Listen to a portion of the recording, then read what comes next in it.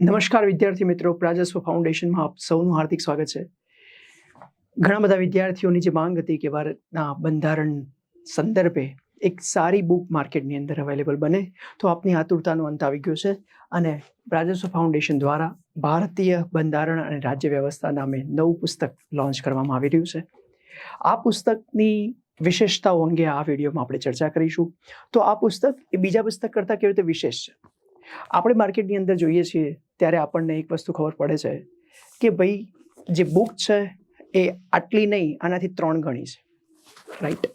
તો એ જે બુકો છે એ બુક કરતાં આટલી જ બુકને વાંચીને શું પાસ થઈ શકાય? એ બુકને વાંચવાનો સમય અને આ બુકને વાંચવાનો સમય શું એના કરતાં 3 ગણો ઓછો સમયથી બી પાસ થઈ શકાય? અને સૌથી અગત્યની બાબત ઓથેન્ટિસિટી, રાઈટ? તો આ 3 બાબતોનો જવાબ એ આ વિડીયોની અંદર તમને મળી જશે. આ બુકની અંદર જે કોઈ બી વસ્તુ અહીંયા કરેલી છે, બરાબર, એની અંદર ખાસ વસ્તુનું જો ધ્યાન રાખવામાં આવે તો ઓથેન્ટિસિટી છે. ઉત્સવ સરના ગાઈડન્સ હેઠળ આની અંદર જે કોઈ બી વસ્તુ મૂકેલી છે એ ઓથેન્ટિક સોર્સમાંથી લેવામાં આવેલી છે અને એટલે વિદ્યાર્થીઓને કોઈ જ જાતની તકલીફ ન પડે. ખાસ વસ્તુઓ જે કંઈ બી છે એ અહીંયા આપણે પાવર પોઈન્ટની અંદર જોતા જઈએ એટલે આપણને ખ્યાલ આવતો જાય કે આની અંદર જે ઇન્ડેક્સ મૂકેલો છે એ ઇન્ડેક્સની અંદર તમે જુઓ, અહીંયા શાસન વ્યવસ્થાની વાત કરેલી છે, ત્યારબાદ બંધારણની વિકાસ યાત્રાની વાત કરેલી છે. વિકાસ યાત્રાની અંદર કયા મેઇન પોઈન્ટ્સ આવે, મેઇન એક્ટ આવે એ અહીંયા લખેલું છે. આ એક્ટ ડેફિનેટલી પોલિટીમાં નથી પૂછાતા, પણ ક્યારેક જૂના પેપર જોશો તો એની અંદર તમને અહીંયા આ પોલિટીની અંદર એક્ટ પૂછેલા જોવા મળે છે, એટલા માટે અહીંયા લખેલા છે, બરાબર છે. પ્લસ પ્રશાસનની અંદર બી કેટલાક એક્ટ આપણને કામમાં આવી શકે છે. આગળ બંધારણની મુખ્ય વિશેષતાઓ, જે સિલેબસ છે એ સિલેબસને પૂરેપૂરો ન્યાય આપેલો છે.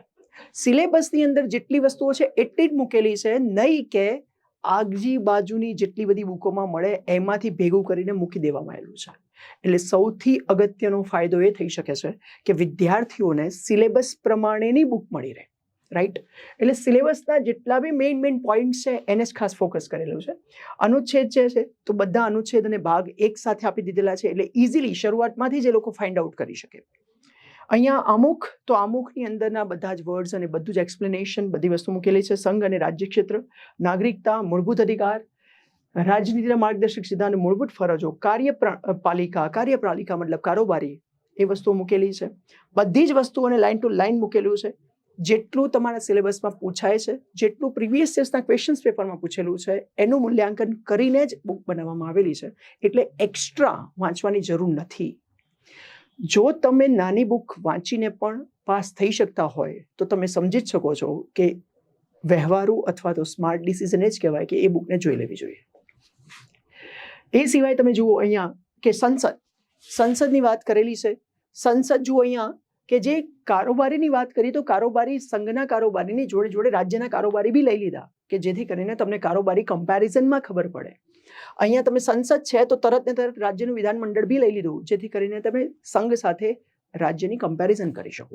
તો કમ્પેરેટિવ સ્ટડીથી તમને યાદ રહે, તમને લોજિકલ અનુચ્છેદ ગોખવાના ઓછા થઈ જાય. તમને તરત ખબર પડે કે આટલા અનુચ્છેદની અંદર આ નંબર એડ કરીએ તો સ્ટેટના અનુચ્છેદ આવી જાય છે, રાઈટ?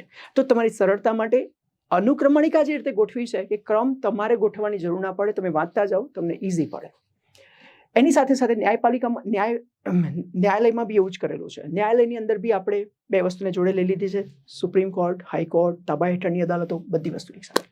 અને પછી આવે કેન્દ્ર રાજ્ય વચ્ચેના સંબંધો, ત્યારબાદ આવે તમારા વિશેષ રાજ્યોની જોગવાઈઓ, ભાષા સંબંધિત જોગવાઈઓ, કટોકટીની જોગવાઈઓ, અનુસૂચિત જાતિ જનજાતીય ક્ષેત્રો અને પંચાયતી રાજની વાત આવે.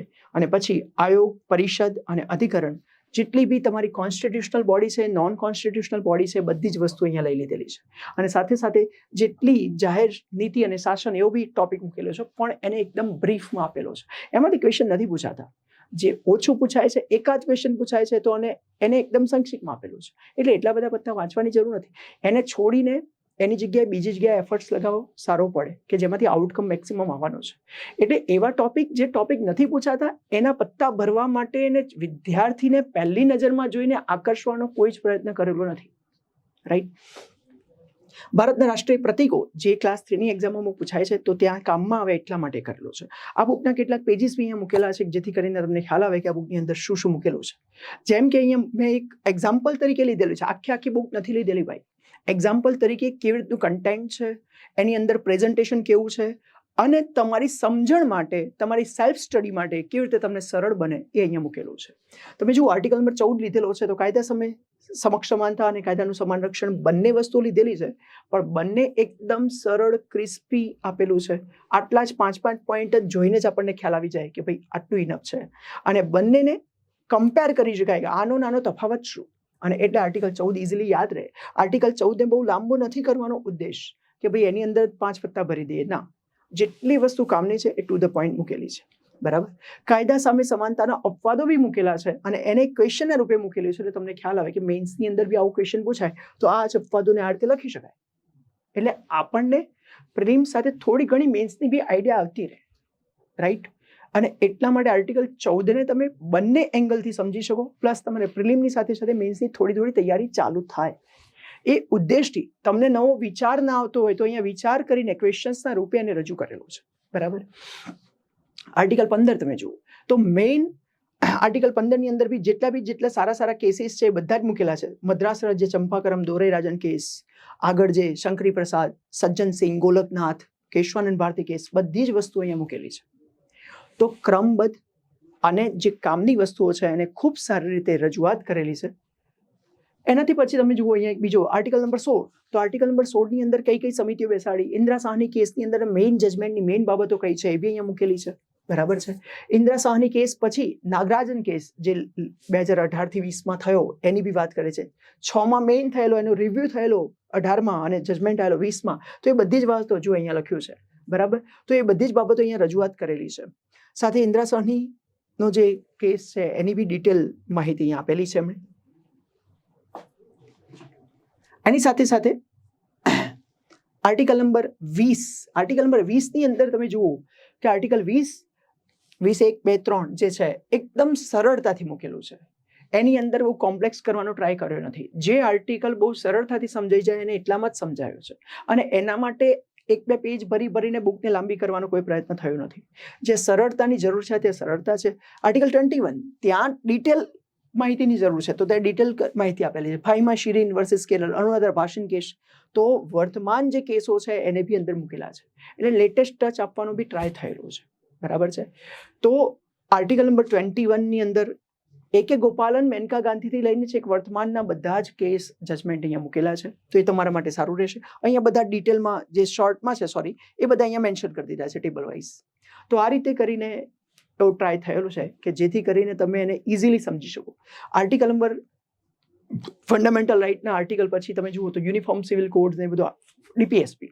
તો DPSP ની અંદર યુનિફોર્મ સિવિલ કોડ બહુ અગત્યની બાબત છોકરાઓ માટે હોય છે, છોકરાઓને જાણવું હોય છે, તો એને ડિટેલમાં મૂકેલો છે. બાકી બધા જ આર્ટિકલ જુઓ 43, 43, 44 જે બહુ ડિટેલમાં જરૂર નથી એને અમે શોર્ટમાં લખેલા છે.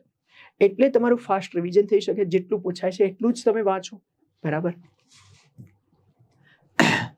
એ સિવાય અહીંયા આપણે ભાગ નંબર 3ની વાત કરી, ભાગ નંબર 4ની વાત કરી, તો એના પછી કાર્યપાલિકા એટલે કે કારોબારીની વાત કરીએ તો કારોબારીની વાતમાં તમે જુઓ પહેલા જ આપી દીધું છે કે કારોબારીની અંદર મહત્વની બાબતો છે બહુમતી, મેજોરિટી. તો મેજોરિટીના બધા જ પ્રકાર આપેલા છે. આના પાછળના પેજોમાં જુઓ તો બહુમતી સિમ્પલતાથી સમજાયેલી છે, સિમ્પલ તરીકેથી, અને એઝ વેલ એઝ એની અંદરના એક્ઝામ્પલ્સ, રિલેવન્ટ એક્ઝામ્પલ્સ બી મૂકેલા છે. તો એ તમારા માટે સારું બને કે બહુમતી તમને ખબર હોય અને પછી તમે આ બધું ભણો. રાષ્ટ્રપતિની ચૂંટણીની પ્રક્રિયા બતાવી છે. એની અંદર જુઓ ક્વેશ્ચન આન્સર બનેલા કે શું સચિન તેંડુલકર રાષ્ટ્રપતિની ચૂંટણીમાં વોટ આપી શકે. એટલે તરત તમને ખ્યાલ આવે કે ઉપર લખેલું હોય કે ભાઈ એની અંદર નિમાયેલા સભ્યો એ વોટ નથી કરતા, રાઈટ. તો સચિન તેંડુલકરનું પોપ્યુલર એક્ઝામ્પલ આપણને ખબર પડે કે હા એ રાજ્યસભાના નિમાયેલા મેમ્બર હતા, એટલા માટે એ રીતે લખેલું છે. તો ક્વેશ્ચન આન્સરના ફોર્મેટમાં બી લખેલું છે. એટલે તમને ક્વેશ્ચન બનાવતા નથી આવડતા તો અહીંયા એને બનાવીને આપેલા છે અને તમે સમજી શકશો અને તમે તમારી પ્રિપરેશનને ન્યાય આપી શકશો અને તમારા MCQ ખોટા નહીં પડે. એ ક્લાસ 3ની એક્ઝામ હોય, ક્લાસ 2ની એક્ઝામ હોય, ક્લાસ 1ની બધી જ એક્ઝામોમાં તમને કામમાં આવશે. એનાથી આગળ તમે જુઓ અહીંયા કે જુઓ પ્રશ્ન બધા મૂકેલા છે. રાષ્ટ્રપતિની, ઉપરાષ્ટ્રપતિની ચૂંટણી સંબંધિત વિવાદ થાય તો શું કરવાનું, કેવી રીતે તપાસ થાય, રાઈટ. પ્રેસિડેન્સી, સેલરી, અલાઉન્સીસ, આ બધી જ વાતોને શોર્ટમાં ત્રણ પોઈન્ટ જે કામના પોઈન્ટ છે એને જ મૂકેલા છે, રાઈટ. કાર્યપાલિકામાં શું ભારતના રાષ્ટ્રપતિ દ્વારા આત્યંતિક વીટોનો ઉપયોગ થઈ શકે છે? કેવી રીતે થઈ શકે છે? ક્યારે થયો તો? બધું જ લખેલું છે. ઓલરેડી આમાંથી ક્વેશ્ચન્સ પૂછાય છે, પણ એટલું બધું ડિટેલમાં એની જરૂર જ નથી. જે વસ્તુનું ડિટેલની જરૂર છે ત્યાં ડિટેલ લખેલું છે, જ્યાં જરૂર નથી ત્યાં શોર્ટમાં મેન્શન કરીને તમને સમજાયેલું છે, બરાબર. એનાથી પછી આ તમારી કારોબારી થઈ ગયા. હવે આપણે જોઈએ સંસદની વાત. તો સંસદની વાત જે છે આ ઓર્ડિનન્સની વાત કરેલી છે, આ સંસદની વાત કરેલી છે. તો વ્યક્તિગત અને સામૂહિક પાર્લામેન્ટરી પ્રિવિલેજીસ. તો જે પ્રિવિલેજીસનો ટોપિક છે એ પ્રિલિમમાં બી છે, મેન્સમાં બી છે. તો એને એ રીતે કવર કરેલો છે કે તમને પ્રિલિમ્સમાં બી કામમાં આવી જાય, મેન્સમાં બી કામમાં આવી જાય. ઇવન મેન્સની અંદર ક્વેશ્ચન રૂપે કેવી રીતે સમજાવાશે એને અલગ બુકમાં રજૂઆત કરવામાં આવશે, જેથી કરીને તમારે મેન્સ માટે પર્ટિક્યુલરલી એ બુક રીડ કરો તો તમને વાંધો નહીં આવે, રાઈટ. એટલે ખાસ આનો મેઇન પર્પઝ એ પ્રિલિમ સેન્ટ્રિક છે કે ભાઈ પ્રિલિમની અંદર તમને ક્યાં કામમાં આવશે, રાઈટ. પણ અમે લોકોએ ખાસ એ ફોકસ કર્યું છે સિલેબસના બધા જ ટોપિકને ન્યાય મળે, અને જે પ્રિલિમમાં બી છે, મેન્સમાં છે, એને એ રીતે ડિટેલમાં કવર કર્યો છે કે તમને ત્યાં બી વાંધો નહીં આવે, રાઈટ. વિશેષ અધિકારો જો અહીંયા મેન્શન કરેલા છે. કેવી રીતે? આ રીતે મેન્શન કરેલા છે. આ છે એ નિવૃત્ત ન્યાયાધીશોની વાત કરેલી છે. ન્યાયાધીશ અને મુખ્ય ન્યાયાધીશની નિમણૂકની બાબતો છે. પછી એના કેસીસ, ફર્સ્ટ જજીસ કેસ, તો એમાં એક જ લાઇનમાં મેન્શન કરી દીધેલું છે. ફર્સ્ટ જજીસ કેસનું મેઇન હાર્ટ સ્ટેટમેન્ટ કયું હતું. એના પછી તમે જુઓ તો સેકન્ડ જજીસ કેસ, થર્ડ જજીસ કેસ, એ બધાને શોર્ટમાં અને એકદમ સારી રીતે જુઓ. સેકન્ડ જજીસ કેસમાં આટલી જ જરૂર છે, થર્ડ જજીસ કેસ, ફોર્થ જજીસ કેસ. પછી એના માટે 2 પત્તા 4 પત્તા ના ભરવાના હોય.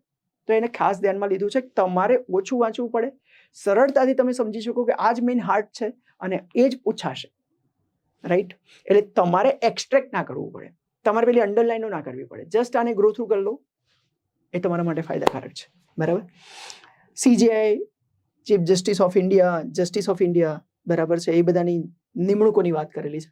સેન્ટર સ્ટેટ રિલેશનની અંદર જેટલા બી કમિશન છે, પ્રથમ વહીવટી સુધાર આયોગ, પછી રાજમંદાર કમિટી, પછી તમારું સરકારી કમિશન, પૂંચી કમિશન, એની ભલામણો લખેલી છે, કામની જ 4-5, બરાબર છે. તો એ બધી તમને કામમાં આવશે.